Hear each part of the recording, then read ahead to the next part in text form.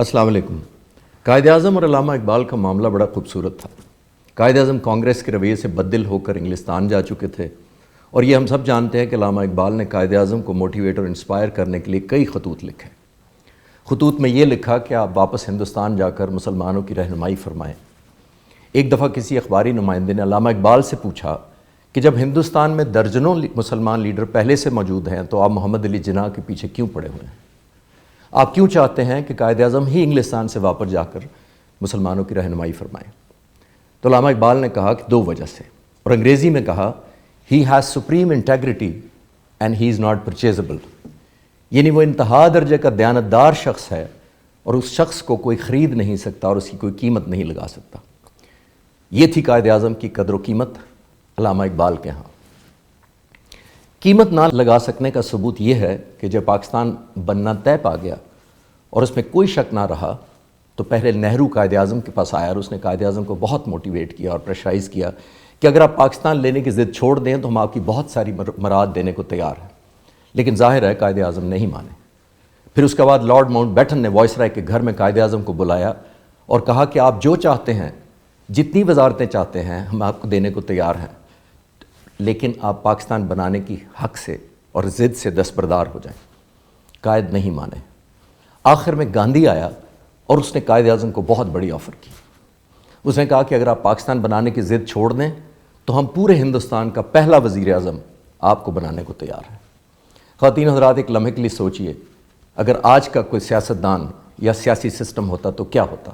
ظاہر ہے قائد اعظم بھی ایک انسان تھے اور سیاستدان بھی تھے، تو پورے ہندوستان پر مشتمل سلطنت کا وزیر اعظم بننے کے لیے کوئی بھی تیار ہو جاتا۔ لیکن غور کیجئے قائد اعظم نے کیا جواب دیا۔ قائد اعظم نے گاندھی سے کہا جو تم مجھ سے مانگ رہے ہو وہ میرے قوم کی امانت ہے، اور ایک امین کی حیثیت سے میں اپنی قوم کی امانت نہیں بیچ سکتا۔ تو ناظرین، آپ دوبارہ یاد کریں کس طرح علامہ اقبال کی وہ بات سچ ثابت ہوئی جب انہوں نے کہا تھا کہ قائد اعظم کی کوئی قیمت نہیں لگا سکتا۔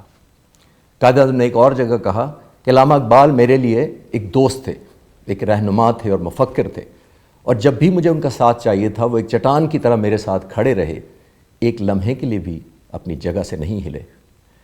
ان کی وفات کے بعد قائد اعظم کا کہنا تھا کہ علامہ اقبال نے دنیا میں بیسٹ لٹریچر چھوڑا ہے۔ ان کی پرسنالٹی اتنی خوبصورت تھی کہ انہوں نے مسلمانوں کا ضمیر جگانے کے لیے سب سے بڑا کنٹریبیوشن پیش کیا۔